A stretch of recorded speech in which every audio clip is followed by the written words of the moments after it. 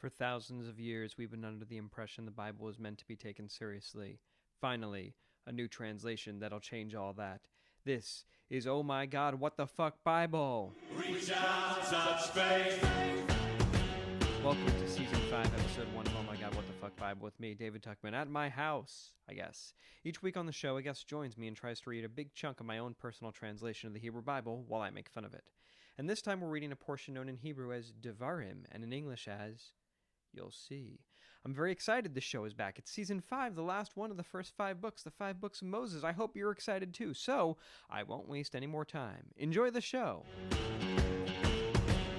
Our guest today is a writer, a thinker, and Twitter personality. Please welcome to the show Ben Faulding. Ben, how are you doing today? I'm doing pretty good. Hi, how's it going? Awesome. I'm really excited to have you as the very first guest of the long-awaited Season 5, a long-awaited guest. Cool. Thank you for having me. Of course.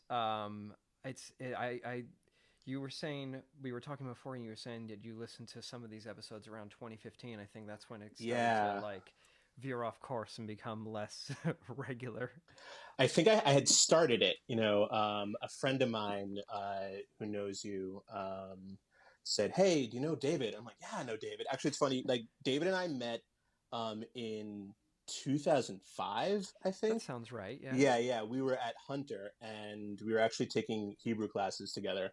Like Hunter College. It's a yeah. great scam. It's And the funny thing is, the reason I started doing it is I didn't know any Hebrew. I didn't grow up religious at all, and then I was sort of, looking into it. Both cultural Judaism and religious Judaism, and one of the ways I started doing that was taking Hebrew, which I think those were the only 4 classes I really actually finished at Hunter. Like, my mind was just completely elsewhere. I dropped out, and I ended up going back to school many years later. Thankfully, I did actually graduate. Bachelor's. Good. Yeah. He's a college graduate, folks. Hunter College was a weird time. No, those classes were interesting for me because we had to do a foreign language requirement, and I was like, well, I guess I'll do Hebrew because I sort of know it. And I walked into the 101 class, and after one day of class, the teacher kicked me out. She was like, "You already know this. Get the hell out of here." Yeah. She was an interesting woman. I remember her very, very well. It was one woman who taught all 4 classes. Yes, it was all 4 of them. Yeah. Yeah. Well, let's talk about that. So what is, I always like to talk to my guests and get an understanding of what they bring to their reading and their approach to the Torah or the Bible. What is your religious background or upbringing? So I didn't grow up religious at all. I think it was one of those things where my mom, who is Jewish, just kind of had distanced herself, emotionally and culturally from it for various reasons. It was very Americanized, very assimilated. And, I grew up on Long Island, without a lot of cultural identity. It was just like, whatever you are, your cultural identity is more, defined by the people around you in the town you grew up in, the schools you go to, than anything sort of deeper in that. And I became, pretty interested. I was like, hey, I don't know what's going on. Who am I, And so I think in my early 20s, I started exploring Judaism. I went on Birthright, as many people do. An even bigger scam than Hunter College. Just so you're a Zionist now, right? I was for a while, and now it's no, definitely not. Those indoctrination seminars, actually, they really do work. Like, a lot of people don't realize, it's you're not stronger than propaganda, believe it or not. So after that, I came back, and then I was at Hunter, and that's where I was taking some of those Hebrew classes. And for a while, I actually did, a lot of studying. I was religious for a while. Actually did some yeshiva back in Israel in around 2012. But for the most part, I was going to Shabbos, going to shul every week. For the most part, doing the parshas. And then I think about 3-4 years ago, maybe a little bit longer than that, I just started to sort of drift and try to find okay, I love my Judaism, it's a part of me, it's integral. I'm never going to leave it, but sort of this very specific religious practice, specifically because it was just sort of in communities that just were not, hospitable, is not for me, but I still, every once in a while I'll find myself at a Shabbos table, but in terms of learning, it's pretty much done and hasn't been for years. Also I'm in a grad school program now, so it's like I don't Mhm. even have time for it. Most of my time is focusing on sort of the book studies that I need to do, and less Torah. So a lot of it is just sort of like, it's amazing how much sort of like comes out of your head and then like comes back if you see it. It's interesting. And also like the latter parts of the Torah, like they're less narrative, they're less, it's more rote, so it's not as always interesting. It doesn't grab you as much. That's the stuff we're gonna read today. yeah. And so I'm very glad, because now I have somebody to sort of hold my hand and we'll go along and actually say it in my language. No, I mean, I think that's what's been really interesting about this project for me. Like, I think I knew the earlier stuff, like the first three books, really well, or Yeah. not the first three, like the first two, and then the fourth, usually skipping the third and the fifth. Like, I knew those stories pretty well, and it's been interesting, like discovering all the stuff that's in these, because I don't think I ever would have read it otherwise if I hadn't forced myself to go through it. So now, it seems like the practice kind of comes and goes when you feel like it, when you're into it. Yeah. But did you ever actually sit down and read all of the Torah? Or if you didn't, what parts have you read, or are you familiar with? No, definitely not. I think, a lot when I was much younger, so we're talking about like 2005, 6, 7, that's when I did sort of the earlier parts. And then the later parts, it was always like, I would promise myself, and I was like, you're going to go through it this year, and then it was just like, It's also, so much of it is the summer and the spring. You're just like, I don't know. Yeah. It's the, you're either in summer camps or on vacation, or, it's those Shabbases where, you're ready to just bounce. I think you grew up in Queens, right? Yep. Yeah. So I think it was in Hillcrest. Yeah.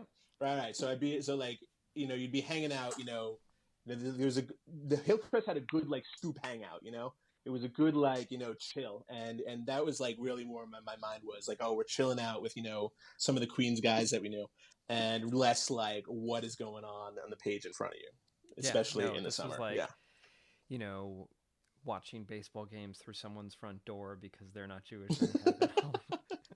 Exactly. Playing football in the street, getting ice cream at the shul between Mincha and Maariv. Yeah. You're not really reading it. Well, what was some of the stuff that you were learning? I see. When I was in yeshiva, I did some Hasidus. It was a Chabad yeshiva, and that stuff was always a bit more interesting to me because it was conceptual, it was mystical, it was the words of the Rebbe. The video of a guy, you can see him saying some of these words and people who knew him, and so it was sort of like very interesting concepts.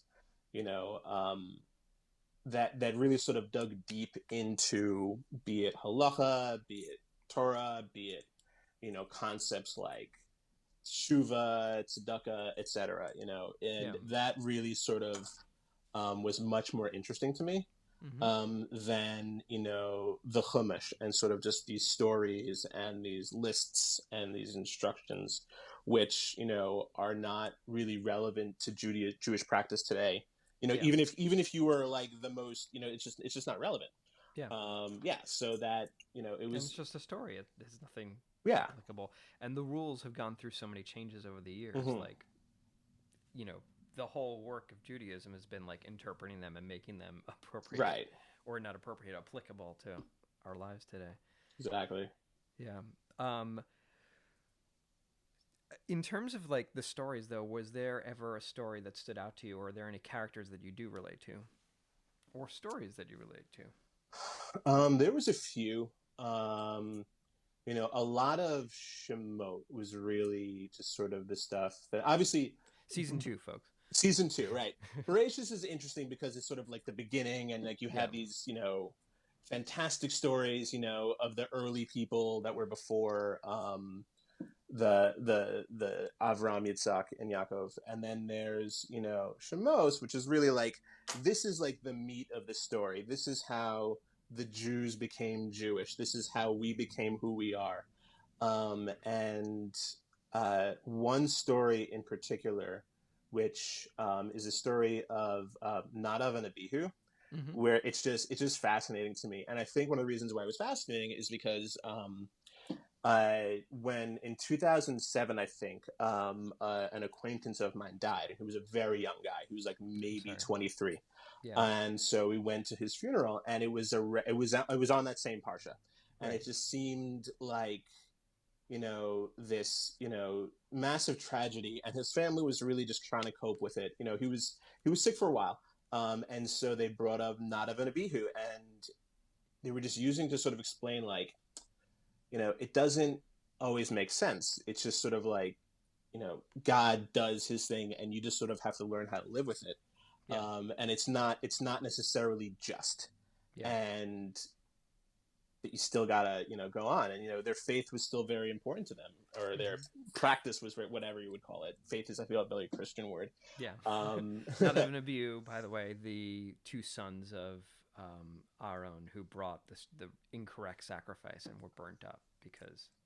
Yeah, they were basically, it's like they were swallowed whole by a flame that comes out of the sky and just kind of like picks them up, it's very similar, because they, get swallowed up by the flame, and Korach gets swallowed up by the earth. And it's just two very sort of similar stories in terms of how intransigence gets you ate.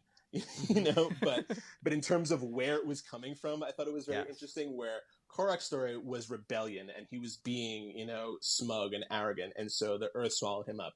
Nadav and Abihu, like, their heart was in the right place. Right. They were trying to honor God, and they got swallowed up by a flame coming from the sky, which I think is sort of an interesting...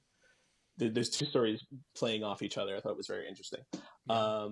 But yeah, there's a lot of stories that happened, around the building of the Mishkan that, sometimes have the deepest practical morality, if you're a religious person.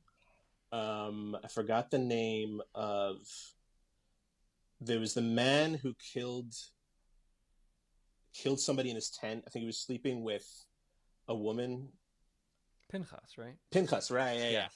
And it's just they're very interesting, and something that, like, if happened today, you'd be like, what is going? Like, would not fly. Where they saw a man picking up sticks on Saturday, and everyone just stoned him to death. Yeah, exactly. So those were some of the stories that I found very interesting. It was like the sort of the liminal space in between, these instructions and laws, that I feel like had the most purpose. Yeah. Well, that makes sense. Yeah. Absolutely. Like the later books, I think it really is like there's laws, and then every once in a while there's like a little vignette or an anecdote about their application, and that's where a lot of secret understanding, or not secret understanding, but that's where people extrapolate a lot in terms of how these things get put into practice. Do you believe in God? It's so funny. I don't know. I guess you would call me an agnostic. Would be the best term. I don't think I would ever, because I feel like atheist, I think implies a kind of certainty that I feel just has never vibed with me. My whole thing is like, you don't know. There's so much you don't know. My Torah right now is, I don't know if you can see it. It's this little book.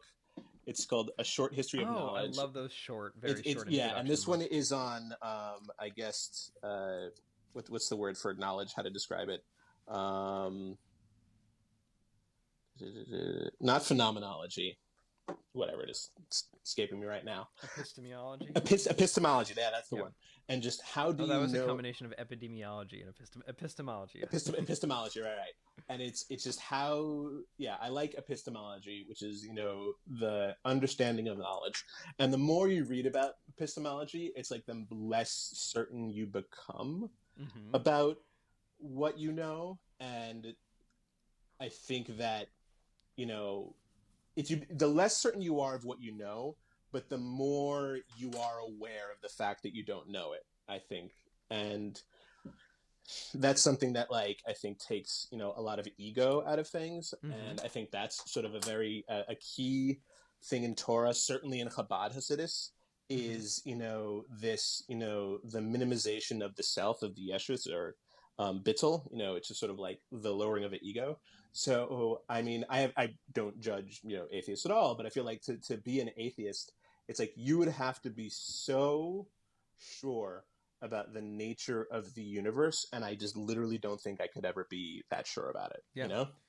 I mean, I think that's kind of something that I've brought with my approach to this translation and in doing this is that like a great deal of uncertainty over what these words actually mean and what they're actually saying, and that's kind of why I wanted to approach it and kind of undermine what we've accepted as what the interpretation is. I'm still pretty close to what most interpretations are, but I think it's that kind of rediscovering what this might mean and what this could be. Right. It's, even when I was at my most religious, one of the things that bothered me most was, I can't remember which one of Rambam's Principles of Faith, where it says that, the Torah that we have, is the one that was given and it has not been, edited or anything. I'm like, how do you know? How do you know? How do you know that nobody came along after you said that and that was just like exploiting the fact that you said that? And like, or how do we know that the Rambam even said that? Maybe just like, it was like he had 12 articles of faith and they just added it. It's like, it's, you know what I mean? Where it's so it just bothered me that there was like this certainty, which for me was less about, just knowing that the Torah was accurate, as opposed to like, if we don't just tell everybody that it is the way that it is, they're going to be arguing forever. So just let's say this is it.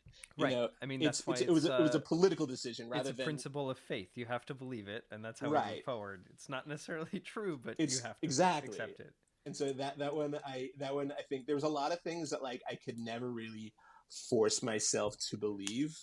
I could force myself if I wanted to believe that the world was 5,762 years old. I could force myself to believe that God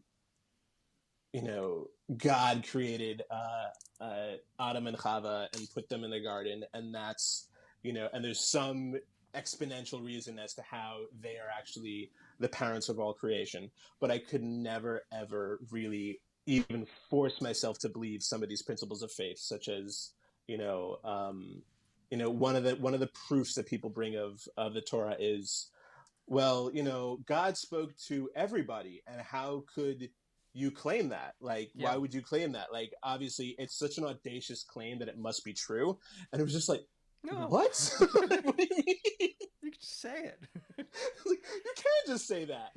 Have you seen what happens at Trump's press conferences? You just say something and people will repeat it.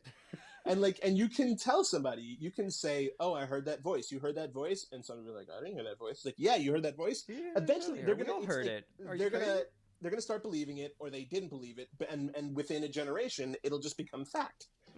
So there was a lot of things like that, which is like, I can't vibe with this. There was no video or audio editing. Exactly. Like, people just said things. Yeah. Ben, are you ready to read the Torah? Absolutely. All right, let's do this. This is Torah, a loose translation, Book 5, Words, Episode 1, Words, Chapter 1, in which the extremely long recap begins. For those following in a normal translation, this is Deuteronomy 1:1 to 2:15. All right, so this is like when you have a TV show that comes back from a long hiatus that needs to remind even the most avid viewer of what had happened in the previous seasons. Yeah, it's almost like the last season of a TV show is just repeating everything that's happened. Everything. Like in Lost, they have to remind you that there was a plane crash. It's like, we know. Okay, whatever. Okay. The whole thing's a clip show. All right, so we'll start here. Okay, it said, Moshe said all of these words to Yisrael on the other side of the Yarden in the desert, a.k.a. Arava, over the Suf between Paran, Tophel, Lavan, So Hazarot. just to pause you right there, this is an extra footnote that I added after I sent you the PDF. So Tophel and Lavan are two cities that are never mentioned anywhere else in the Bible. And the commentators say that these actually refer to the man, to the manna that the Hebrews got in the desert. Tophel means foolish, and Lavan means white. So this is a reference to when they said foolish things about the man, which was white. So sure, that's fine. Interesting. So they're cities that don't actually exist. These are all references to events that happen. Like, these are secret references. So, like, Suf refers to the Yam Suf or the Red Sea. Paran, I don't know. Tophel, Lavan revert to the Man, and we can keep going. And Di Zahav, that's something gold. Di Zahav refers to the golden calf. Because That's what I gold. figured. Yeah. Yeah. I don't know if I buy that, but all right. Maybe they just... Is there a word for that? It's a hapix pro. There's a word for like when a word only appears once in a canon. Oh, I don't know. I should really know that. I think it's hapix prolegum. My friend knows what it is. Gavina is one. Gavina only appears once in all of Tanakh. Okay. And so when it was being translated, they're like, well, what is this? Like, there's no other reference. I think no, those are my favorite words to find because you're just we'll figure it out. Yeah, there's a word for it, whatever. Okay, all right. If you were to walk from Horeb to Kadesh Barnea by way of Mount Seir, it's a 10-day journey. But you have to speed walk. Yeah. On the first day of the 11th month of the 40th year, what is the 11th month? Is that depends when you start counting? No, because you start at Nisan. Because you start at Nisan. Okay, so Adar? No, yeah, right? Are there 11 months in the Hebrew year? Yeah, 12. 12, so it's the one before Adar. I don't remember. Also depends if there's a leap year or not. Yeah. Right. Moshe told the sons of Yisrael everything that Hashem commanded them.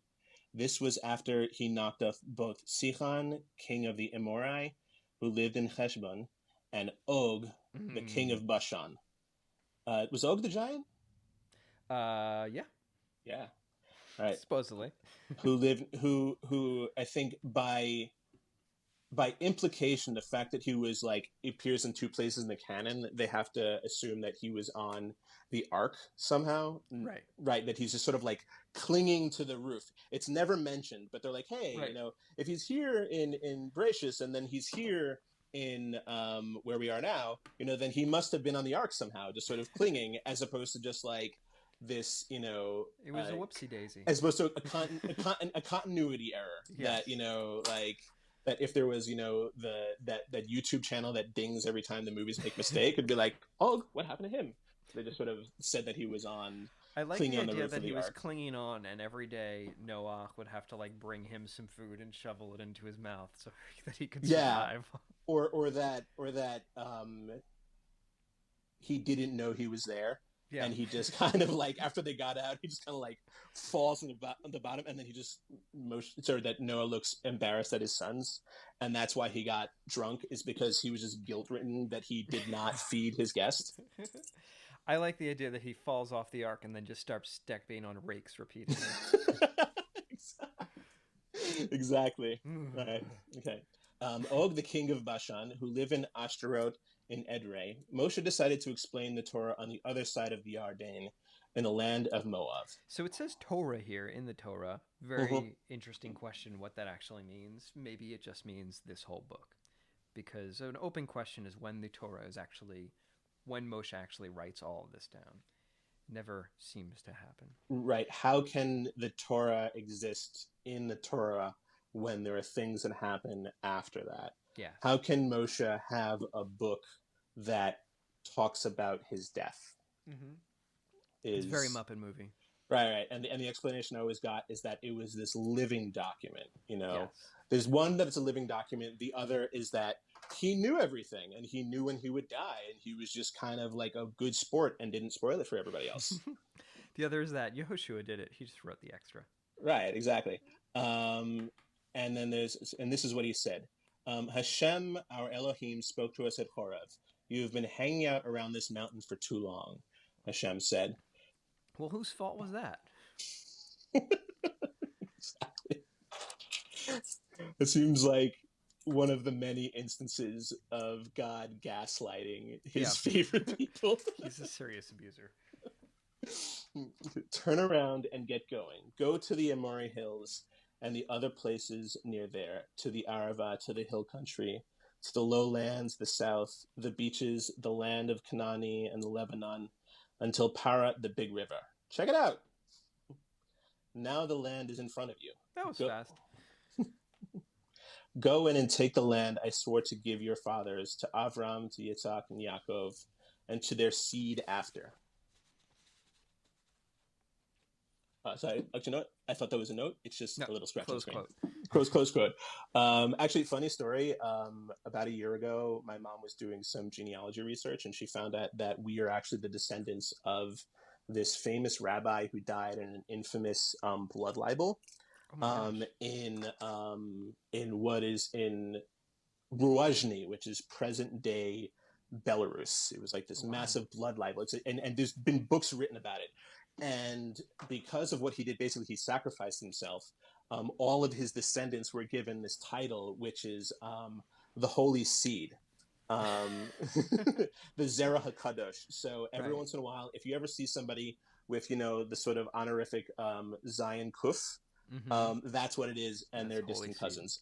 Every once in a while on Twitter, there's this one guy from Canada who has it. He'll just start like bashing me because he's a hyper, right-wing Zionist. And I'll be like, "Cuz, calm down," and it drives him nuts. So I am Zerah HaKadosh, the Holy Seed. Wonderful. Yeah. I also talked to you back then, Moshe said.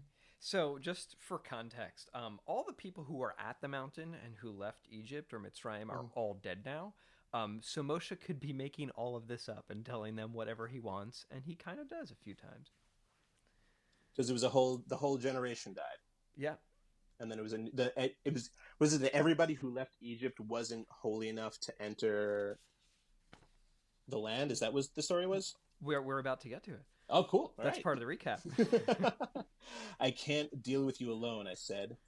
Hashem, your Elohim, made way too many of you. You are like the stars of the sky. So he's vastly underestimating how many stars there are in the sky. Either that or there was a lot of pollution back then, as there is now. A lot of light pollution. From the columns of light that guided them, which would actually make sense. Hashem, the Elohim of your fathers, said he'd bless you, and he did. He's made 1,000 times more of you than there used to be. So you could blame that on Jehovah or Hashem, or you can blame that on the people of Israel just loving to fuck. There was nothing to do in the desert. I mean, well, if you're waiting for Moses to come down after 40 days, yeah. You're crazy. How can I deal with you with all of your fights and your questions and nonsense by myself? Get some smart guys who knows things in each tribe, and I'll let them be in charge. So this is another thing that the commentators pointed out. It really troubled these ancient sages that it actually specifically said men or guys here. And they were like, why do you need to say that it's men? Obviously it's men. We never have women be in charge. So they say that the reason that the word for men is used is because it's to show that they need to be righteous men. Interesting. All right, that's a good idea, you said. So I took the heads of your tribes who were smart and understood things. The male heads, and put them in charge of you. There were people in charge of the thousands of hundreds, of 50 and of 10 in each tribe. It's a very neat, orderly division.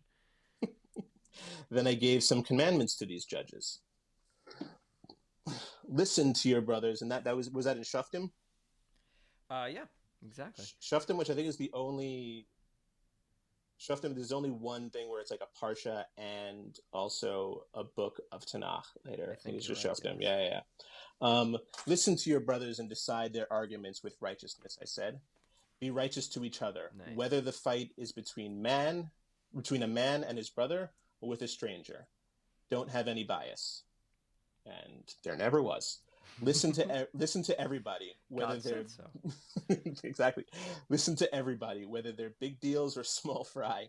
Do not be afraid of anyone because you're sharing the judgment of Elohim. If anything is too hard for you, bring it to me and I'll deal with it. I like this, the delegation that Moses has set up here. It's a good organization. Yeah, and he's still leaving like a line of command in case everything goes wrong. And of course it did. Back then I commanded you all of the things you should do. We left Horeb and went through this giant and horrible desert you all saw, but they didn't, by way of the Amorite hill country, just like Hashem, our Elohim, commanded us. Then we got to Kadesh Barnea. We are now arriving at the Amorite hill country. So this is like this is like a running dialogue as they're walking. Is that Okay. Yeah, exactly, yeah. No, I mean Okay. the Yeah. whole book of Devarim is just him telling this all back to them. He's gathered them on the edge of the Okay. river, and he's like, "All right, let me tell you the story. Let me tell you what actually happened." Okay. And he's just doing like a present tense. Got it. I said to you, which Hashem our Elohim gave us. See, Hashem gave it to us. Rise up, take it. Just like Hashem your Elohim told you, do not be afraid or freak out. So this never actually happened in the earlier narrative. This is something that Moshe just made up. So Which did he make up? that this whole like dialogue that he was like, "All right, let's go and take it now."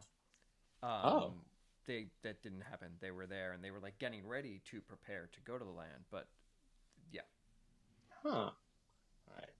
Then you all got Parshat real Shlach. close to me. Let's send men up ahead, you said, to check the land. They'll come back to us and tell us which way to go and what cities are there and stuff. This didn't go well. No. I thought that was a good idea, so I picked 12 men, one from each tribe. So that's interesting, actually, because he's taking responsibility for it. Because I don't think he thought it was a good idea originally and picked it out. He was resistant to this, and the people insisted, and they did it. But he's saying, you know what? I agree with it, and I picked it out. Okay, he's taking responsibility. That's good. Yeah. From each tribe. They set up for the hill country, and when they got to Nahal Eshkol, they spied. They came back with their report and a whole bunch of fruit. Thus establishing a long history of Jews coming back from Israel with products only available there. Do you have any idea, by the way, what it was like before M&Ms were kosher outside of Israel or gummy bears? I mean, living in America. It was always Bissoli, and that's just dry as hell. And Bamba, though, is apparently curing people of their peanut allergies. Really? If you give like tiny bits of Bamba and increase them to babies over time. That's what the Israelis claim. Who knows? Israelis say a lot of things. I would not do that. But Israeli folk medicine, it's definitely something to be reckoned with. Right. The land Hashem our Elohim is going to give us is real good, they said. But you refuse to go. You disobeyed the mouth of Hashem your Elohim. So this is total lies. Total lies. The spies were terrified. Right? Yeah. That's not what happened at all. He's lying his dick off. They said they were giants. Yeah. Now, did they make up those giants, or were there actually giants, or like did Hashem like trick them? There were people who were big. I think it depends on the translation whether there were actual giants there. Okay, they were like Scandinavians, just like taller than the average person. All right. Yeah, exactly. You sulked in your tents and said, Hashem hates us. He took us out of Egypt just to let the Amorite destroy us. Where are we even going when our brothers told us there was a nation, they're bigger and taller than us? So pretty much every nation is bigger and taller than the Jews, so that's kind of fair. Yes. With big cities protected by walls that reach the skies, that there are even Anakim there. They ripped our hearts out. So that's the word that can be translated as giants. It's like the son, the children of the Anakim, whatever the Anakim are. It might be giants, it might be strong people. Right. Do not. Oh, and that's one of those words that like we're not sure. So it might have just been very brolic dudes. Exactly. Which Jews would naturally be scared of. Yes. Do not be afraid of them, I said to you. Hashem, your Elohim, who travels in front of you, will fight for you, just like he did in Mitzrayim. You saw it with your eyes. You dummies. Also, he's like lying to them and also telling them, it's very... Yeah. You also saw how Hashem, your Elohim, carried you like a father carries his son the entire time you were in the desert up till this moment. But it didn't matter. You still don't believe in Hashem, your Elohim, who goes in front of you to scout the places you'll camp in fire by night and in cloud by day, just to lead you on your journey. So ungrateful. This is where the light pollution that we mentioned before comes from. Mm-hmm. Right? It's the how do they say it in Hebrew? The Ana HaKavod? Amud Esh. Whatever. Ananei HaKavod was the cloud, yeah, and then yeah. Okay. Sorry. Hashem heard your dumbass words and got extremely pissed and made a vow. None of the men from this evil generation will ever see the beautiful land I promised to their fathers. This is what you were Hashem said. Yeah, except for Kalev, this son of Yefuna, he'll see it. I'll give him the land he went to for his sons too, because he stayed loyal to Hashem. Also, Yehoshua, but it's okay. Also Yehoshua. Hashem was pissed at me too, Moshe continued, because of you. Liar. See, before he was taking responsibility, and now he's like, man, you're the leader. Like, you can't. It's all your fault. There was a whole thing about it where you really wanted to be the leader, and somebody else wanted to be the leader, and they got ate by the earth. And so you can't. I don't like that he's deflecting responsibility here. It's a very Trumpian move. All right, you won't go into the land either, Hashem said to me. Yeshua, son of Nun, who stands before you, will go there. Oh, okay, Make him strong, because he will divide up Israel. Divide up Yisrael. Your children who said you would be taken captive, who don't know good from bad yet, those are the ones who will go there and will inherit the land. But you turn and march to the desert by way of the Reed Sea. We made a big mistake of this whole Hashem thing, you said to me. We'll go up now. We'll fight, just like Hashem commanded us. You girded yourselves with war tools and ran towards the hill country. Yeah, so this didn't happen in reality in Bamidbar. I have no recollection. Is that like, sometimes in shows they'll refer to things that didn't happen on screen, but they did happen? Is this retconning? It could be, yeah. Okay. All of Devarim is really one big retcon. Okay. Which is why I think it's one of the evidence that it was like written at very different times. Yeah. Okay. All right. Interesting. Which, if you're gonna do that kind of deception, a very chutzpanyak, like yeshiva boy justification, but that was like, why would they obviously make a mistake? They're trying to say something with that disparity, rather than like, oh, maybe it was written by different people at different times. I always love those chutzpanyak, like yeshiva boy justifications or explanations. Tell them not to go up and fight, Hashem said to me. I am not with you. They're going to get fucking destroyed. So fucked. Okay. I warned you, but you did not listen. You ignored Hashem's mouth, and you went up to the hill country like a bunch of dipshits. The Emorai who live in the hills came at you like a swarm of bees and chased you away, crushing you in Seir, pushing you all the way back to Horma? Yeah, not... Yeah. Sure. You came back and you cried in front of Hashem, but Hashem wouldn't listen. Then, after spending the time in Kadesh, we turned and marched back to the desert by way of the Reed Sea, coming close to the hills of Seir for a while. We've been close to these hills for too long, Hashem said to me. It's time to turn north. Tell them I would love it like a map, like that's going on, like in Lord of the Rings, when they just kind of like every once in a while they would zoom in on the map just to remind you where they are. Tell the nation that they're about to pass through the borders of their brothers, the sons of Esav, who lived in Seir. Esav, that was Yaakov's brother. Correct. Yeah. Right. Okay. Yeah. They'll be scared of you, but be careful. Do not provoke them. I won't give you even a foot of their land. The hills of Seir belong to Esav. Yes. If you want to eat or drink any of their stuff, you'll have to buy it. Hashem, your Elohim, has blessed you with everything you've done. He's taken care of you as you've wandered this big desert. Hashem has been with you for these 40 years, and you've lacked for nothing. We went from my brothers, the sons of Esav, who lives in Seir, to the road of Arava, from Elat to Etzion Gever. Then we marched toward the desert of Moab. Don't harass Moab or provoke them into war, Hashem said to me. You won't get any of their land, because I have given it to the sons of Lot. So a lot of this land seems like it's already spoken for. It kind of feels like the chosen people aren't that chosen. If Lot, Abraham's nephew, and Esav, Yaakov's brother, have all this land that's like designated to them by God. And this is all within Israel? These places? These are the surrounding areas. Surrounding areas. All right. So Yisrael gets Yisrael. That's Eretz Yisrael. Yeah. That's theirs. But the other stuff goes to like their other family members or the tribes that descended from them.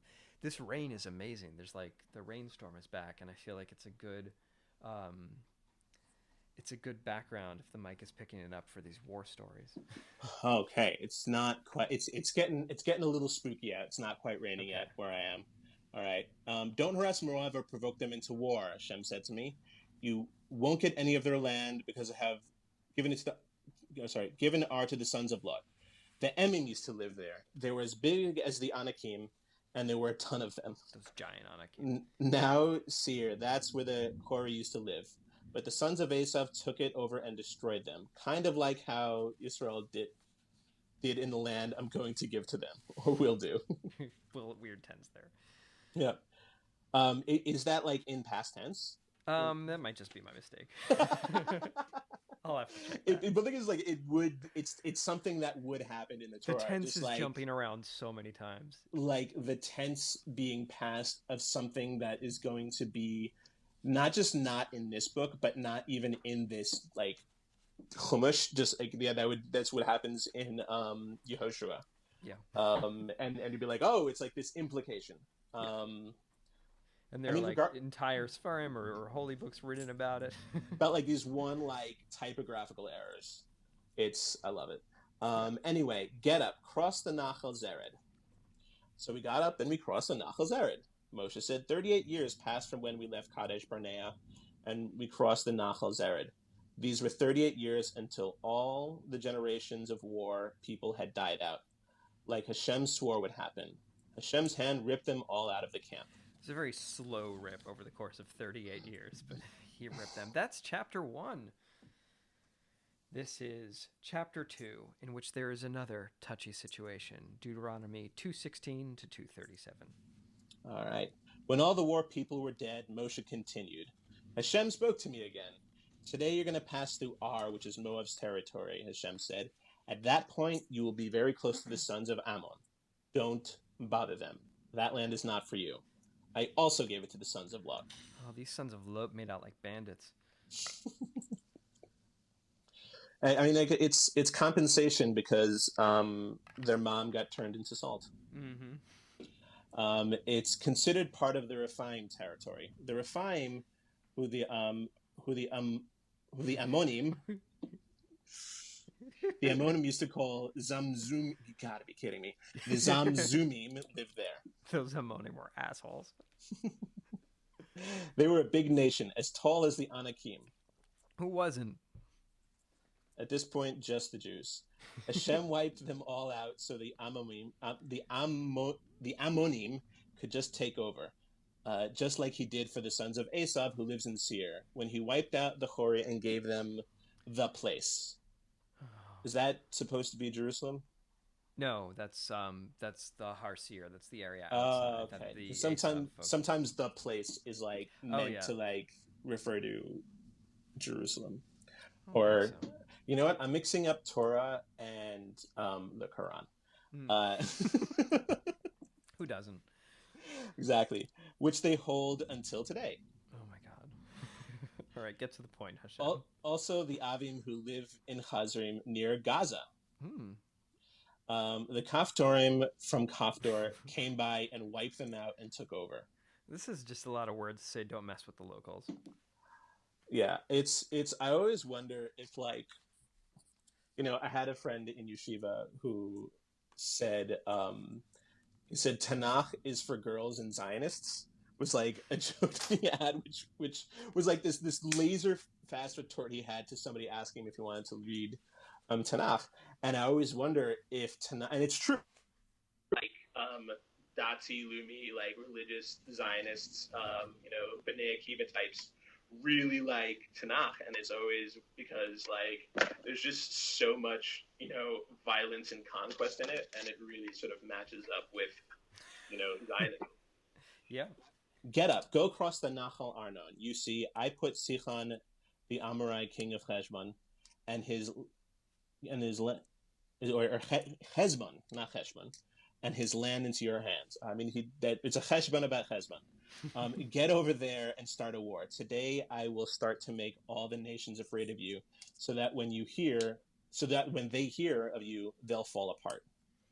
I sent messengers from the desert of Kedemot. Moshe said to King Sichon of Heshbon, bring words of peace.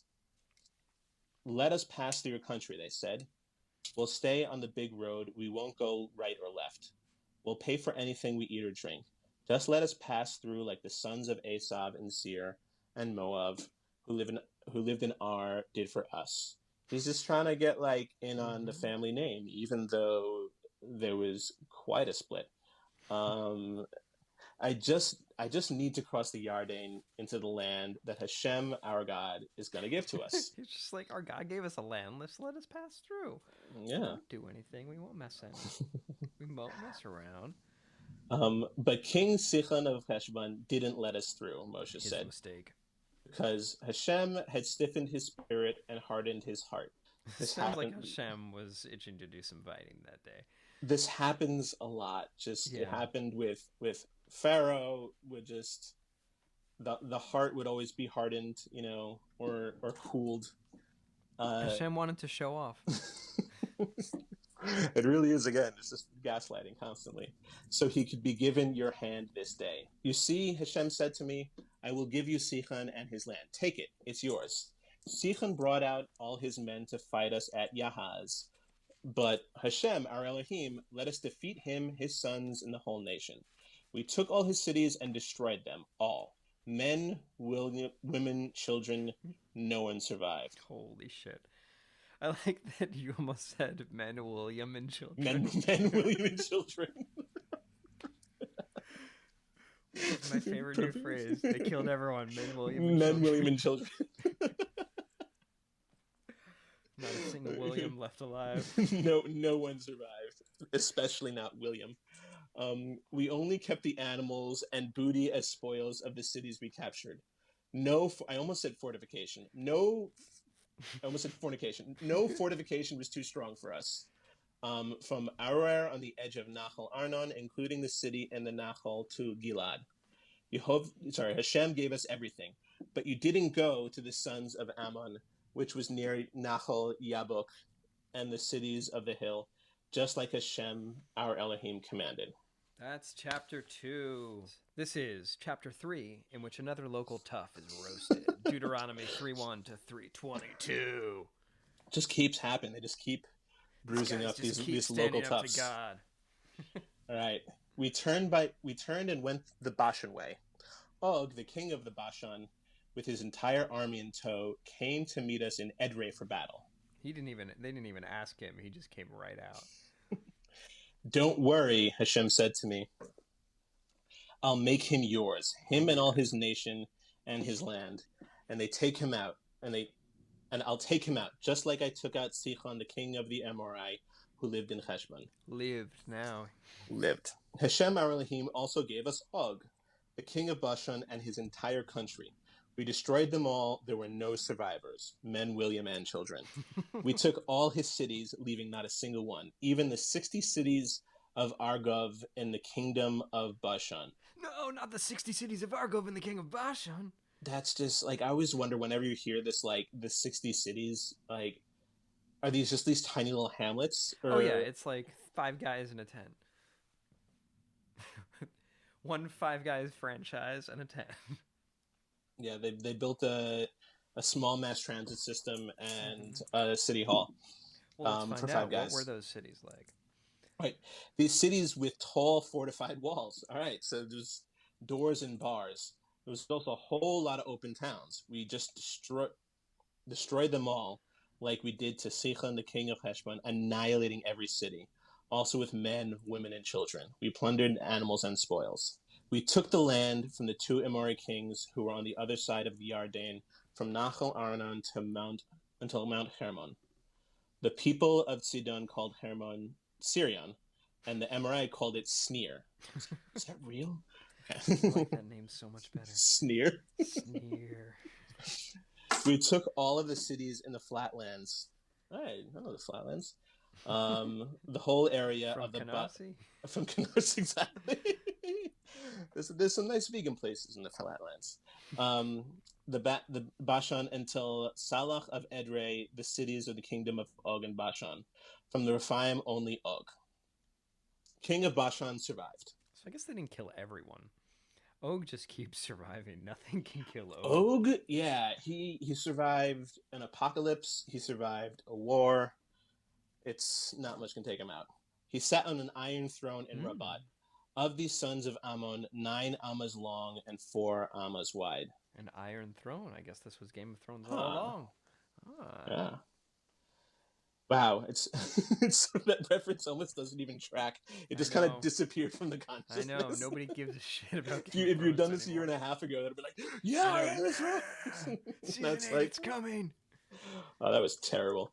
Of the land we captured, I gave Reuven and Gad the area from Arir to the Nahal Arnon, and half of the Mount Gilad in the cities. Does it imply that like Reuven and Gad are sharing this? Did they split it up? Are they overlapping? Is it a bi-national state between Reuven and Gad? Yeah, there's this whole thing where Reuven, Gad, and half of Manasseh like don't want to live in the land, and they negotiate. There's a whole section that's about like the negotiation of the real estate and which part they end up getting. So they make a deal that when they get there, as long as they help fight, they can keep that land that's not technically in the promised land. Gotcha. The rest of Gilad and all of Bashan from the kingdom of Og I gave to half of Manasseh. This include all of Argov and all of Bashan, called the land of Rephaim. Yair, son of Manasseh, took the whole Argov group until... Doesn't the Argov group sound like an Israeli real estate investment? Which Yair Netanyahu would probably have some deals with. He would take some deals with the Argov group. Until the border of Geshur and the Makhavti, and called it Chavot Yair, which is still used to this day. Probably not.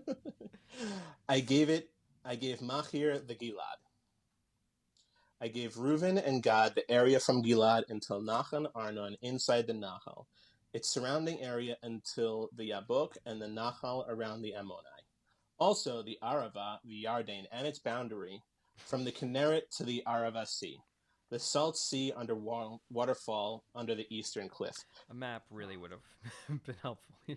I mean, this definitely sounds like, the bullet points in every birthright trip. You've got the Yarden, you've got the Kinneret, I assume the waterfalls in the Salt Sea rivers to En-Gedi. It's and the Salt Sea is the Dead Sea. It's very standard stuff, yeah. Hashem, your Elohim, has given you this land to settle in, is what I said. Let every able-bodied man lead an army before your brothers in the sons of Yisrael. Only the women and children can stay. Also the cattle. I know you have a lot of cattle. They'll stay in the cities I gave you when your brothers finally get to the land that Hashem has promised you, so you can go back to your land. You've seen everything that Hashem has done to the 2 kings with your eyes. I have commanded Hashem back then. No, Yehoshua. No, sorry. I have commanded Yehoshua back then. I wish this could have all just been a flashback and not narrated, but it's here. It's holy. It's Torah. That's what Hashem will do to all the kingdoms you'll be crossing. Don't worry, because Hashem, your Elohim, will be fighting for you. That's chapter 3, and that is episode 1. That's Devarim. That's words. Thank you so much, Ben. That was fun. That was actually I learned more in that I guess hour or so than I had in the years I spent in communities and yeshiva and even teaching in a school. I briefly taught in a school. Like I should have known more. There's a lot baked into that. Well, now is the part of the show where we get to a Devar Torah, which literally means Torah word. So I wanted to know if you can sum up everything that you've read today into a single word, and I've got one too. Into a single word? Oh. Into one word. Going very literal with Devar Torah. My word, I'll say, is... Oh, no, you go first, because it looks like you have one. It's oh, man, it's... I feel like guilt, it reminds you of like, he has, God is just reminding, it's like, you remember when I did this for you? And this, and this too? And like any guilting Yiddish mother, like he adds things that clearly didn't happen, but knows at this point that like, you're not going to have the chutzpah to call him out on it. So it's just like I'm like, you both know, but it's just part of the ranting and raving, the theatrics and the histrionics that is central to Yiddish life. I like that. Mine ends up in a similar place. My word is myth. Myth. Because it does feel like this is, nothing's really happened since, like, there hasn't been a big moment since the everybody died out. They've kind of just moved around and they fought, Og and the other king, or Sichon. I think, but what it is Moses is, before they enter this nation, he's kind of like establishing what their national myth is going to be. And like, there are things that are clearly untrue about it, but he's kind of creating what the myth of himself as a leader is going to be as these people move on, because they have no memory of what actually happened, and then what their founding myth is going to be. The group that left Egypt has their own perception of events, but they're all dead now, and they need to kind of create this version of their past for themselves that they're going to bring into the land. That's very interesting, because it's sort of similar to what, like, we're in this country, we're going through sort of like the after effects of that, where we had these myths, and now we're reckoning with these myths, and the generation, I guess, after the second generation, who's winds up in Israel, and after the walls fell and all that, is now like, hey, is this all true? Because Yair said, it's I think it's very interesting. A people's history of Israel is just sort of like, would be a perfect book, of the Zinn like version that. of Israel. Whoever, the Jewish version of Howard Zinn. Which is, I think, just Howard Zinn. Yeah. Yeah, that's very interesting. Yeah, but I mean, I think it's also like, speaking to what you were saying about how, like, you learn, like, I think there's a lot packed into this, just because there's so much meaning and like history behind everything that Moses is saying here, because of what he's doing. Yeah, and it's, one thing that kind of stuck with me, in Torah study, and there's two different ways you could do it. So let's say that you'd say that the Torah as described are actual events, and that when you come to an inconsistency like this, like, there's some sort of meaning behind it. Right. Or, you have the Torah as this really grand parable, which is still a monumentous work. And so if there's this, inconsistency, you can either say, oh, it was because somebody picked it up, a while ago, and then they didn't have the original source material in front of them. Yeah. Or there's some sort of meaning behind this inconsistency. They're trying to tell you something about Moses, or, how he related to the people, which is something I always liked. It's like, even in these little, like, tiny words, you can just find grand meaning, which was what attracted me to Torah study for a long time. Yeah, I mean, I think, like, there is something to be said about, maybe he is intentionally shifting some of the responsibility and some of this to take it on himself to create the myth, or the feeling that these people have less guilt for what they've done, or the reason that they're there, or to mourn less about the parents that they've lost. Yeah. Or, even though he does throw it back on them almost immediately. Absolutely. I mean, there's a lot of guilting in this book. Yeah, but I mean, the whole, the national myth, is a huge part of every country, and it's part of America, it's part of Israel, and it's just sort of interesting to see sort of like the creation of that narrative, for the people who are about to enter this land, is a source of strength. Now, either it's good strength, evil strength, that's, for the philosophers, but on a practical level, it's something that's important. Yeah. Well, I think that does it for this episode. I wanted to know if there's anything you wanted to plug, or any way that you want people to check you out online. No, I'm on Twitter, Evil Knievel.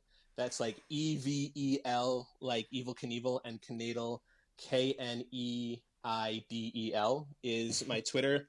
Same on Instagram. You can check me out. At the moment, I'm trying to finish up this master's degree that got brutally interrupted by this historic national trauma.